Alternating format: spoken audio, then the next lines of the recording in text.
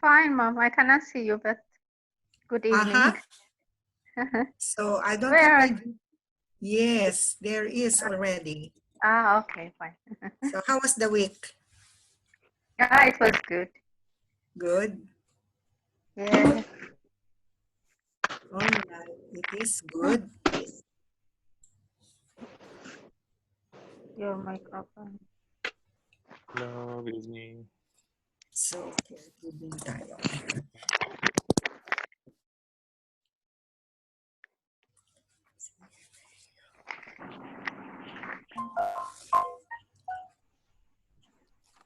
So how is everybody? Good evening, everyone. Good evening. Everything's Kumusta? fine. How is the week before? It's okay, ma'am. So it's okay. Everybody is still working? I am Yes, ma'am. working. I'm working. So everybody is working. Alhamdulillah, everybody is working. Yeah, thanks, God. Sounds good. So who else are here now and who else we are waiting for? So Julius is here, Yelna here, Romelda, and Still have 3. you are only 3 right now. Yes. So 3. So we are waiting for another 4. 1, 2, 3, 4, 5, 6.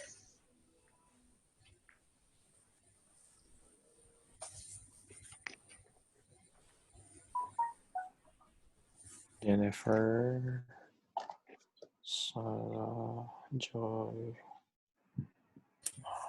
Jinky. So, okay, you still remember what we had before? What lesson we had? What topic we had before? Yes, about the Medical abbreviation. Okay. And? Anatomy. Systems of the body. The anatomy and physiology. Okay. Medical terminology. The medical terminology. terminology, yes. Okay. Yes. So you happen to practice for your own? I mean, how to do the combining vowel O? No. Yeah, very hard. So I hope you still remember how to find the root word and Yeah, your the root word and the prefix, prefix. suffix, abbreviations, The combining what vowels. is NPO. And combining vowels, yes. So what is your NPO? Anatomy and physiology. Okay. So while waiting for the others, so is there anything from the last week that you wanted to clarify more, to be explained well? Since we are waiting for the others. So what do you want, I mean, what a topic do you want to discuss now? Preparatory. Since we are waiting for our company, for our some of our learners. Sino to? So she will be coming late. Who is this? Jennifer. Okay, Jennifer. So Jennifer, who else there? Jinky and Joy also. Malilate daw po sila. Jinky and Joy. Aha. So most of us has been back to work and back to new normal. Back to normal. Okay, so this back to normal thing, it is our own responsibility now. I mean, to keep ourselves safe. Yeah, because especially when going out, most especially when going out to the mall. So in the mall, the social distancing is not being practiced nowadays. So everybody is just crowding around. So it's up to us, our own responsibility to keep our distance. So we have to keep our distance from them. Nobody is practicing now, or nobody is observing, I mean, the good practice of this COVID pandemic prevention. So from what you learned in this daily living, I mean, what are the prevention that the government has been implementing? Wear mask. Wearing mask, number one. So that includes in the PPE. Yes. Okay. Yes. So PPE is one of the prevention, a standard precaution. So the most important thing, what do they ask us to do, or what do they implement us to comply? Aside from the mask, aside from the PPE. So what do they ask us to do frequently? Social distancing. Wash our hands. Sorry? To wash our hands. Yes, that's the number one. That's the ultimate. Washing hands. If you don't find any sink or any water and soap, and there is no soil, I mean, nothing is in the hands which is visibly soiled or dirty, so you better use the hand sanitizer. So I hope everybody has in their bag or in their, so whenever you are free to just do so, frequently do it. So that is the number one, the ultimate prevention that includes in our standard precaution. Okay, so there is also vaccination, but it is not yet available, or they did not implement. It's still in trial, as according to the DOH and the CDC and the ISO, sorry, not ISO, WHO. So they are still under trial. Yeah. So I have one question. Yeah. Which one? Because I see some other person did not wear gloves. Okay. Which one? Yes. Is Okay. there So what do somebody? you want to know about this gloving? Do you want to reject the gloves or only the hand washing? Okay. So that is a part of the PPE. As a standard precaution, we have to wear gloves, but appropriately. Wear gloves accordingly. According to the WHO or the CDC, wear gloves before wearing. Number one is to either hand washing, or we have to frequently sanitize. Before and after, you sanitize your hands if it is not visibly soiled, and put on the gloves. But gloving in the public, as I mean, it's been practiced, it is not the proper, or it is not an advice.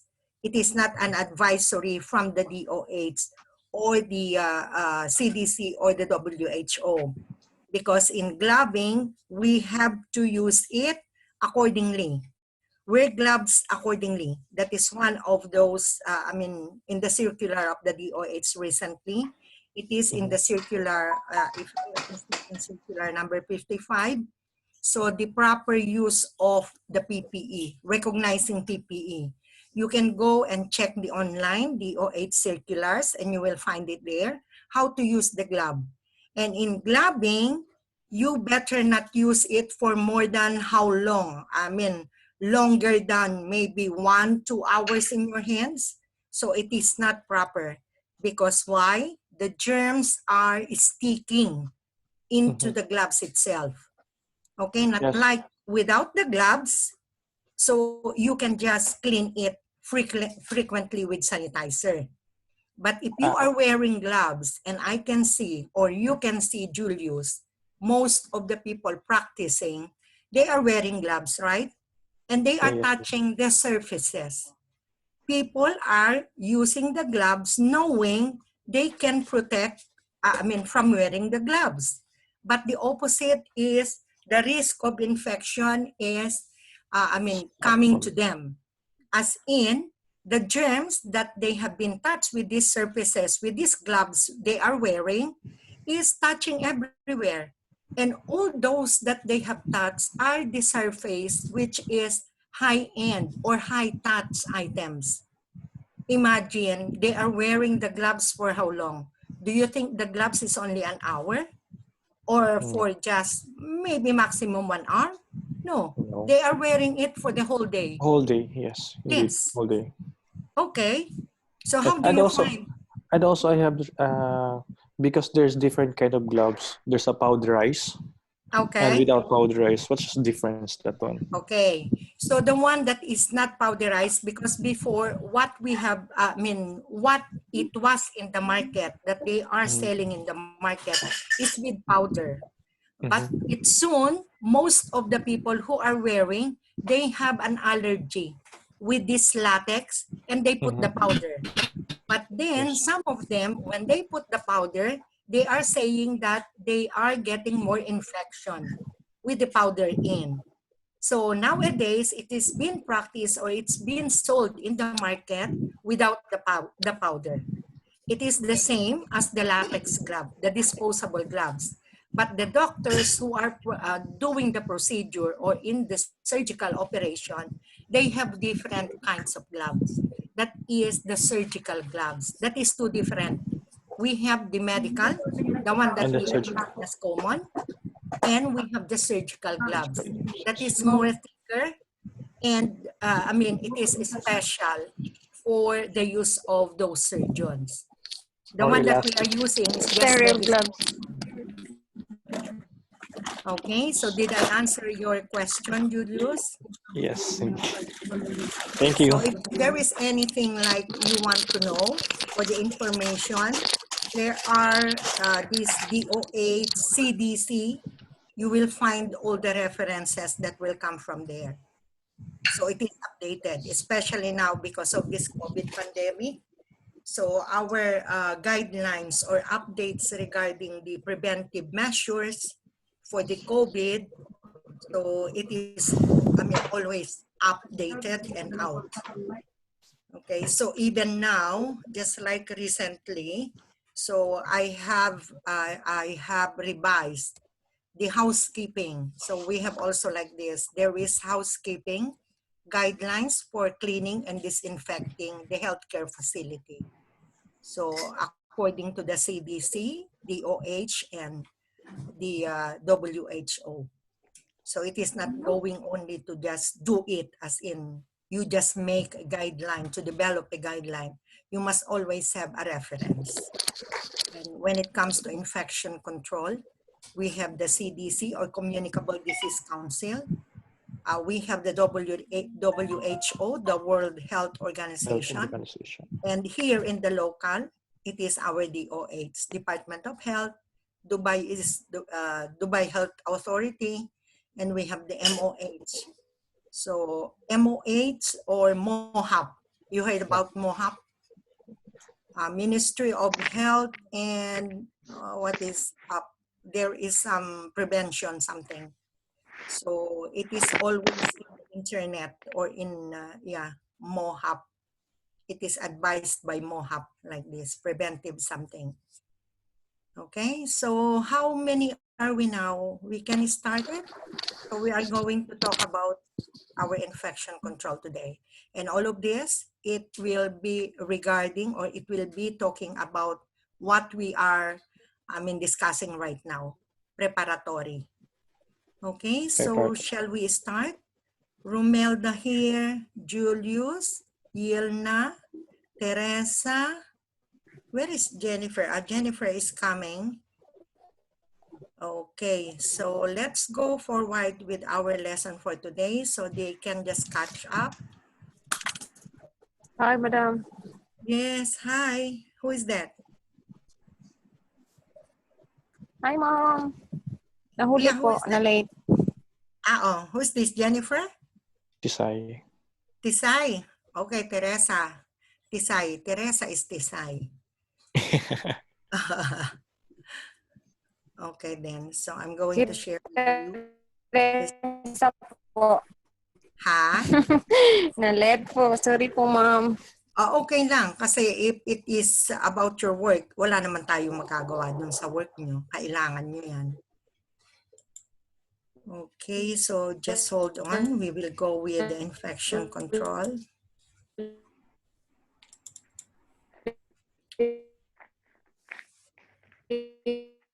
po ako, so Ah,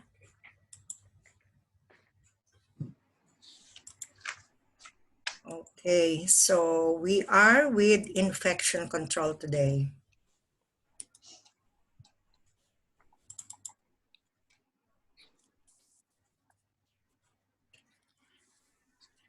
So after infection control, you have two more, the housekeeping and the vital signs, and up we go to our final exam, and you are done with the course level 1. Okay, di ba kadali lang? So matatapos na kayo, and then very excited to do all of this, and then you will have the certificate and start working to, according to your nursing aid course. Inshallah. After finishing, Inshallah. many days. The word is inshallah. Do you believe in that inshallah thing? Alhamdulillah. Alhamdulillah. So anyway, whatever is there, so it is with God's help and our self to do it. Mhm. So we can do it. Okay, so going to infection control. So we have some learning objectives. We want to learn what is about infection control. So for all of you who are not so familiar, but now, as nowadays, we are so familiar because of this pandemic, this COVID pandemic. So you know exactly what is about mask, what is about gloves, okay? So what is about hand sanitizing. So it is all about infection control prevention. This is how pandemic, or it is globally, so they are urging or they are implementing, mandating people to follow this preventive measure like the standard precaution. And out of those many preventive measures or the standard precautions that we are calling, so few are being implemented. And those are the PPEs for the mask, the gloves, and sanitizing. And the rest we need to learn today. Okay, so we need to define what is infection, what is infection control, what is the importance of infection control and its prevention, the roles and responsibilities of the infection control nurse, and us as the healthcare providers. How does infection spread? There is a chain of infection. There is a process why we are getting an infection.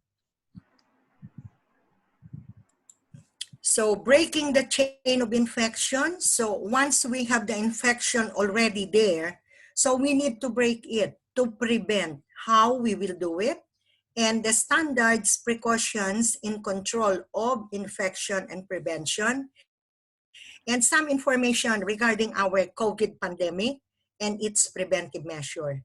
So all of this we are going to discuss in this lesson today. So going forward, we want to define what is in an infection. So if we are going to define the infection, it is the invasion of pathogens inside one's body. Means to say there is or there must be a germ, there must be a microorganism, there must be an infection. It's called pathogen. So when there is a pathogen, infection starts to be developed. Okay, so infection is the invasion of pathogens inside one's body. It is the pathogen that causes the infection inside of the body. And the infection control is the discipline approach with preventing healthcare-associated infections. So all of these infections, we are getting it from a healthcare facility. Because all of us working in a healthcare facility, all of us are potentially infectious. We don't know who is carrier of us, among us. So here, the infection control sets in. It is the discipline approach with preventing healthcare-associated infection, especially for those people who are long-time staying in such big hospitals. So they are, they are more off. They can acquire this healthcare associated infection. They are okay. But since the long time of staying in the hospital, it caused them to acquire an infection which is related to hospital or healthcare associated infection. Okay, so we get two medical term in here. An infection is the invasion of pathogen inside one's body, and the infection control, it is a discipline approach. It prevents the healthcare associated infection, prevention and control. So what are the importance of infection control in a healthcare facility? What do we do, or what is the importance as we are going to implement it? We have to comply. So number one, it is the infection control in a healthcare facility as the prevention of pathogens or spread of infection, microorganisms being passed from one person to another. So it is not only you now. So there are lots of people inside of the healthcare facility that we can transmit, that we can spread the infection. So if we are just not washing our hands, so whatever we touch, whatever object we touch, or our friends shaking, so it is going to transfer the infection to one another. Okay, so by the way, the shaking now is being prohibited. So it is not supposed to be done nowadays, and it is only with the bumping or the shaking of the knuckles or our elbows. So this is the way the shaking now is being done. Okay, so you must know handshaking is banned or prohibited, not to be done already. Okay, so because they knew that through the hands, those pathogens or the infections, the germs are being transferred from one to another. So where to transfer it? Where this infection is being passed to? They pass by patient to staff member to patient, and staff member to staff member. So all of these people are being together in a healthcare facility. And whoever among us can be also a carrier, because who knows, our hands, as I told you, they are the most dirtiest part of our body. So the number two is, so it is the foundation of good infection control, and it is to assume that everyone or everybody is potentially infectious. You must remember that.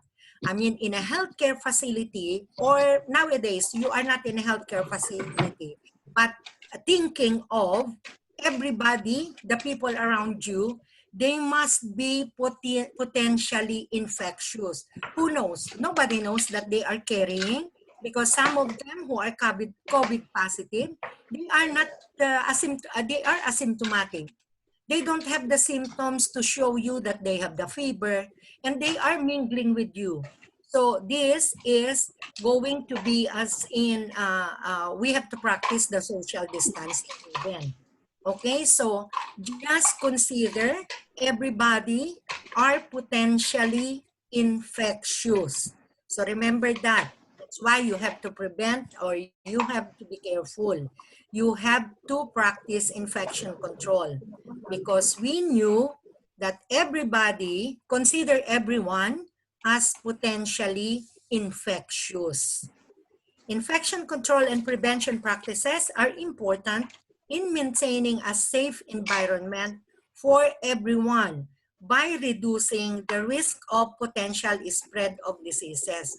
So once we practice the infection control prevention, so we are practicing the importance and maintaining the environment, as in to not to spread, or reducing the risk of potential spread of infectious disease. like potentially infectious patient, we don't know exactly that they are carriers and potentially infectious. We have, the ICN. We have the roles and responsibility of the ICN. ICN means infection control nurse. Okay, so here we are going to describe what are the infection control nurse job responsibility or the duties, the roles and responsibilities. So with us, the healthcare providers, we are also having a job responsibility or the roles to do in response to this infection control. So number one, the ICN, they oversight overall infection control and prevention related activities within the organization or within the facility or within the hospital. So they are the one responsible. So the hospital or any institution, organization, medical center, they are appointing a licensed registered nurse with a certificate of infection control. So to be a responsible as an oversight leader or a team leader into the infection control and prevention of all related activities. So they are the one responsible. So anything you have a problem regarding infection control, directly you can approach our ICN. So in health authority, they are being appointed. We have a paper, we have a document that define that this is our infection control nurse. So number two is to promote the mission, vision, and values of the organization. So in every facility, in every organization, in every institution, there is a mission, vision, and values. So this, the ICN together with the whole members of the facility, so they are promoting the mission, the vision, and the values of such organization. They require to establish standard methods of care. So these methods of care that we are going to implement, to practice, utilizing evidence-based, it must be according to the base of standards. There is a standard that we are going to follow when implementing the methods of care. We need to follow the best standard procedure or the best practice, as we say. Okay, so everything that we do, whatever we perform, especially of the infection control, so we have a basis, we have a reference, and this we have to practice the best practice of standard. So required to establish and implement infection control and employee health orientation program throughout the facility. So the infection control nurse is the one, providing training for the newly joined healthcare providers. So when you are new to the company or the hospital or the healthcare facility, the ICN is the one providing your orientation. But there are some, like in my place now, so it is the quality officer who is handling the orientation regarding the infection control and the occupational safety and health. Okay, so number 5 is to responsible for policies and procedures within the organization related to infection control and employees' health.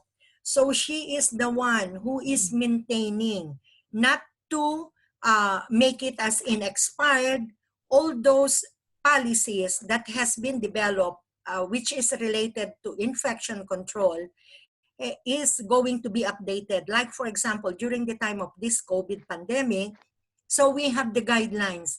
So we develop policies regarding the COVID information and the infection control and preventive measures. So we are developing it according to the basis of the DOH, the CDC, and WHO. So once we develop, it is done. So we have to need an approval from the top management, And that time, we have to disseminate it to all the staff.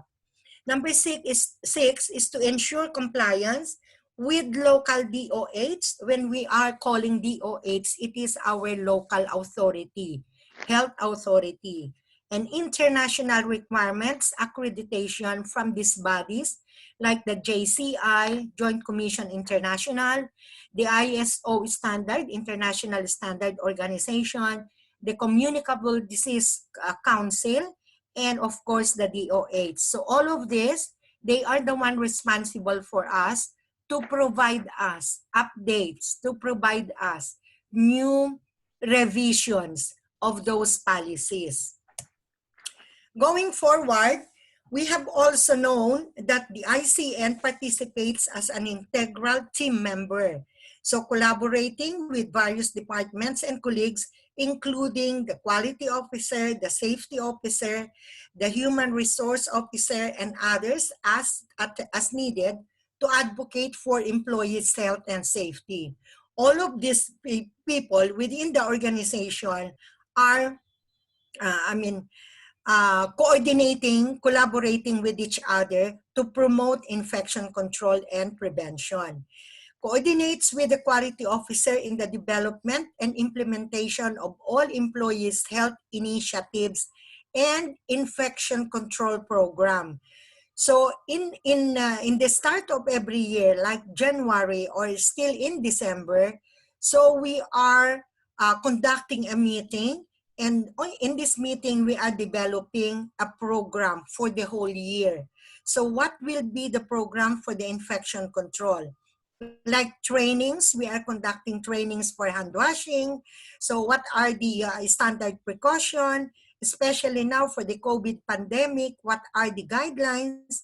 What we can implement to practice by the healthcare professionals to follow in prevention of this COVID-19 pandemics. So number 9 is develops alongside with quality officer IC policies and procedures for pre-employment and onboarding processes for employees. So during the time of orientation and training, you will sign the training, once it is conducted or it is performed. So there will be a mandatory signature from you that will be taken by the infection control, because in there you are, you are together with the infection control. You have approved or you have read and understood what policies and procedures the infection control with the quality has been provided to you. So this mandatory signatory is being checked.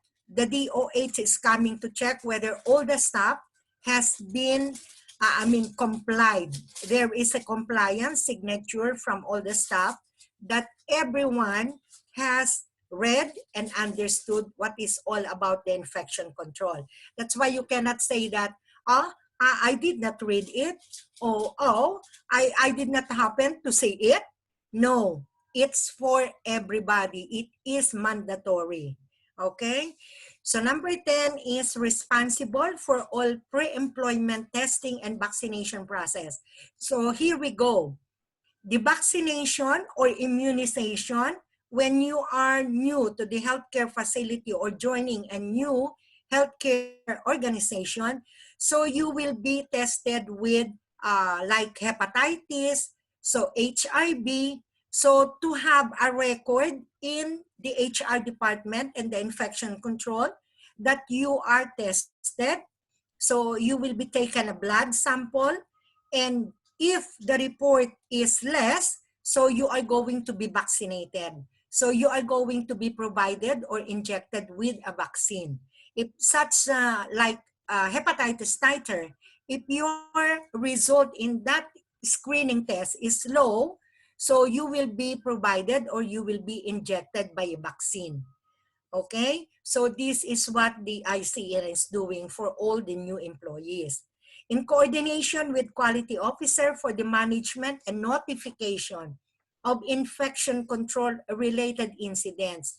So more often, the healthcare providers are having these incidences wherein they are accidentally pricking their own hands or their own fingers. And the sad thing is, this injection or these needles has been used by the patient.